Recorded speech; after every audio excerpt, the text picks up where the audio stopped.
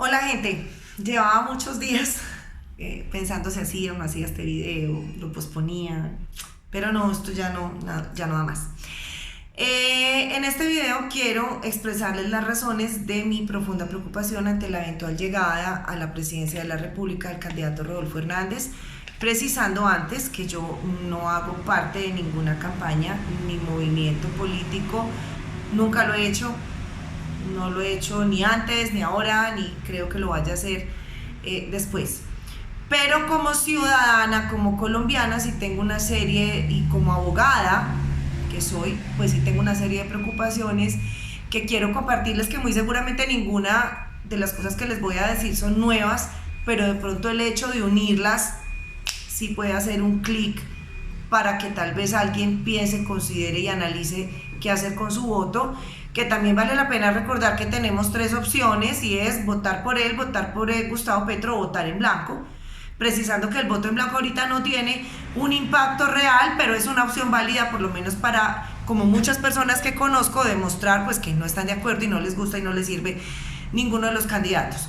Dicho esto, la primera razón es que me parece que vamos a poner en riesgo como nunca antes nuestra institucionalidad. Vale la pena recordar que primero, quien llegue va a encontrar una institucionalidad extremadamente debilitada, como nunca la habíamos tenido, que muchas de estas no están haciendo sus funciones y que están cooptadas por el actual gobierno. En ese marco, en ese contexto, la llegada de un candidato como Rodolfo Hernández, que dice, por ejemplo, que no va a tener, que su primer acto, uno de sus primeros actos de gobierno va a ser declarar de manera infundada un estado de conmoción interior para poder unificar ministerios, cerrar embajadas y tomar medidas fiscales, pues demuestra un desprecio profundo por el imperio de la ley y la Constitución. ¿Y por qué lo digo? Porque es que el estado de conmoción interior es una facultad que tiene el presidente de la República para decretarla frente a una grave alteración del orden público en todo o parte del territorio nacional, y que le otorga facultades para proferir decretos legislativos, para expedir, es decir, para legislar de manera temporal, para conjurar las causas de esa grave alteración del orden público.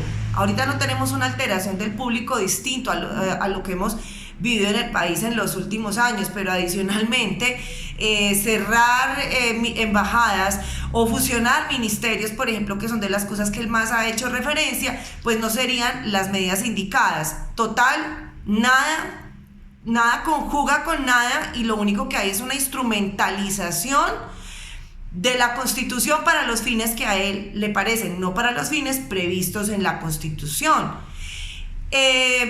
Esto mismo relacionado con la institucionalidad y relacionado con otro de los puntos que quería mencionarles, pero que me anticipo, y es que me preocupa mucho la situación, por ejemplo, de los colombianos en el exterior. El cierre de embajadas pone en riesgo la situación de nuestros compatriotas para ejercer sus derechos civiles, sus derechos políticos, pone en riesgo las relaciones internacionales del Estado, el comercio exterior para muchos de nuestros empresarios.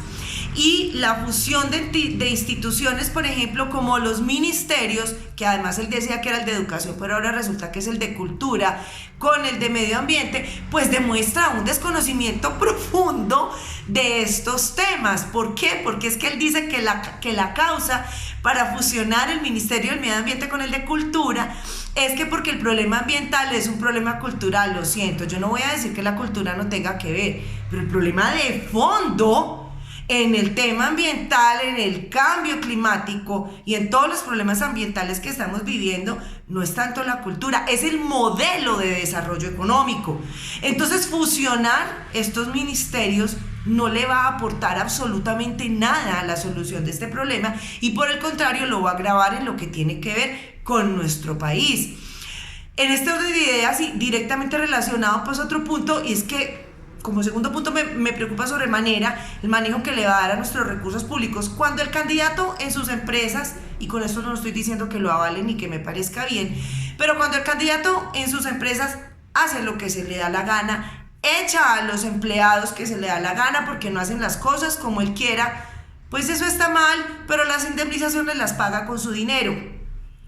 Pero cuando empiezan a echar a toda esta gente de las embajadas o de los ministerios o a funcionarios que trabajen directamente con él, o por las fusiones o porque no hacen lo que él quiere como quiere que lo hagan, pues esas indemnizaciones que además son para el futuro, porque eso no se genera ahí mismo, tendrán que adelantar unos procesos, se va a pagar es con nuestro dinero.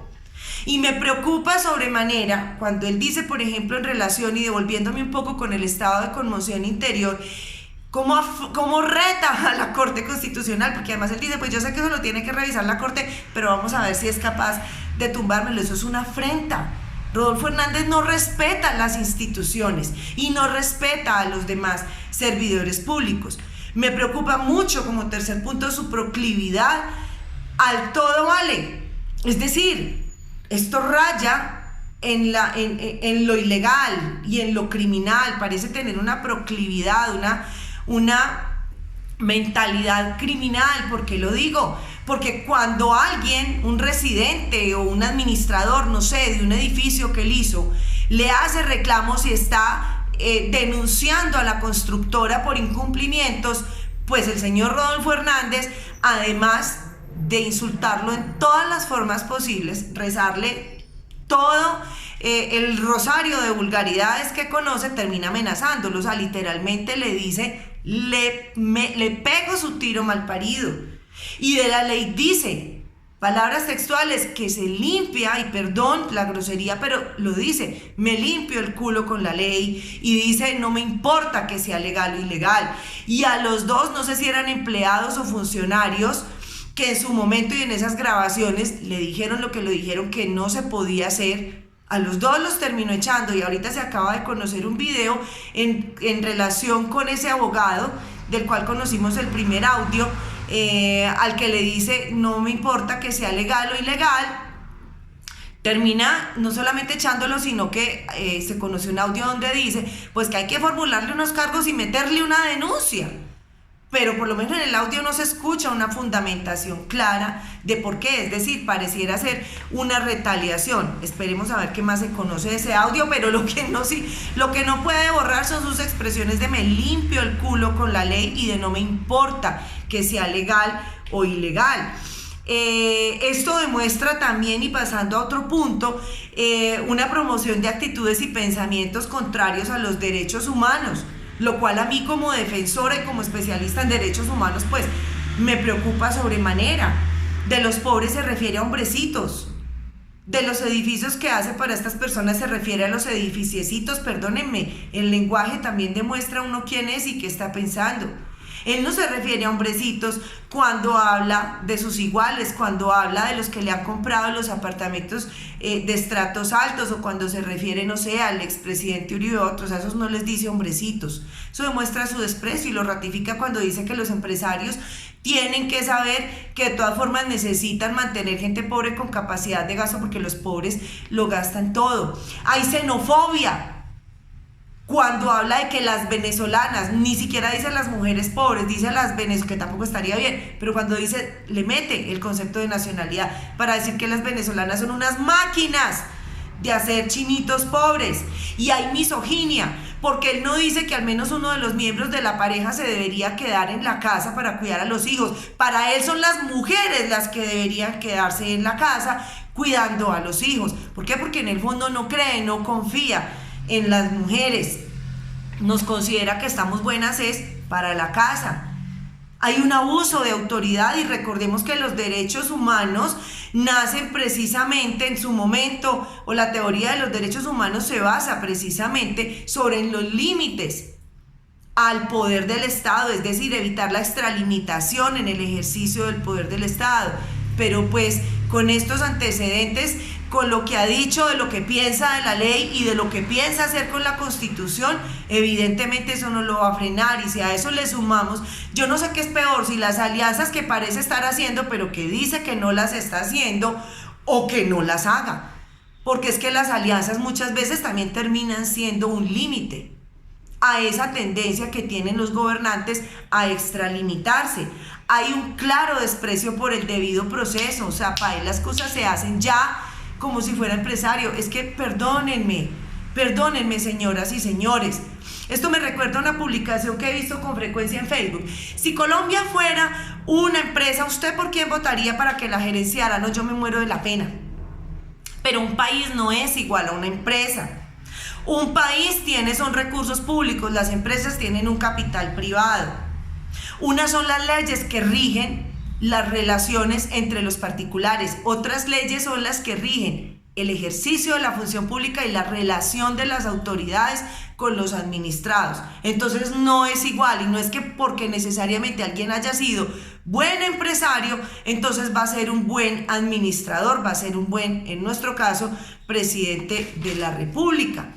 Me preocupa sobremanera la facilidad de este candidato para mentir y la falta de seriedad, porque es que no es serio decir que yo quiero gobernar cuando yo no conozco un poquito de este país que quiero gobernar. Y con eso no es que crea que un presidente tiene que ser abogado, economista, administrador, ingeniero, community manager, diseñador gráfico, terapeuta Reiki. No, un presidente no tiene que ser todo, pero sí tiene que conocer al menos unas cosas básicas del país que pretende gobernar, cuáles son sus departamentos, en qué región quedan, cuáles son las problemáticas. Colombia es un país pluriétnico, multicultural, con una topografía muy compleja que hace que cada región del país tenga problemáticas muy distintas. Son muy distintas las problemáticas de la altillanura, de la Orinoquía, de la región andina, de las dos costas, y entre las dos costas también hay profundas diferencias, y el señor ni siquiera sabe cuáles son los departamentos de este país, como no sabe qué es el ESMAD, como no sabe qué es el Acuerdo de Escazú, como no sabe que la educación superior tiene una ley que la rige. Es decir, otro aprendiz y otro aprendiz a las malas. No, perdónenme, pero discúlpenme, o sea, a mí sí me preocupa sobremanera, y tal vez muchas de las cosas que digo en este video, o tal vez todas, lo más seguro es que todas ya las sabían, pero por lo menos quería presentarlas un poco de manera unificada. No es el miedo por el miedo, y yo soy la primera que en muchas oportunidades ha dicho que no tenemos que votar basados en el miedo, pero cuando hay un miedo realmente sustentado, no simplemente basado en una impresión o en unas emociones. Recordemos que es que aquí no estamos eligiendo a un candidato simplemente porque, ay, a mí sí me gusta o no me gusta, como cuando en el colegio elegíamos la reina de la simpatía. No sé a quiénes de ustedes les tocó en mi época y en épocas anteriores, en los colegios se elegía una reina de la simpatía. ¿Por qué? Por querida. Y entonces, como era querida, podía salir a pedir plata para el salón. Aquí no estamos eligiendo la reina de la simpatía, ni estamos eligiendo una reina de belleza. Estamos eligiendo ni más ni menos, en un sistema profundamente presidencial como el nuestro, a un presidente de la República que, utilizando mal una serie de herramientas que le dan la Constitución y la ley, puede provocarnos una inestabilidad institucional como se la hemos visto al vecindario, a países como Perú, Ecuador, donde han tenido presidentes de 6 meses, de 3 meses, de 4 meses. Entonces, pues yo con este video sí quiero invitarlos a que lo piensen profundamente, más allá de las simpatías o antipatías que les generen los candidatos. Miren, si fuera por temas de simpatías, reconozco que me parece más simpático, como le dicen, el viejito. Pues es más charro. Pero es que aquí no vamos a elegir ni el más simpático, ni el más payaso, ni el más querido. Aquí vamos a elegir el hombre que va a llevar sobre sus hombros el gobierno de un país profundamente complejo y difícil como es Colombia. Muchas gracias y perdonen este audiolibro tan largo.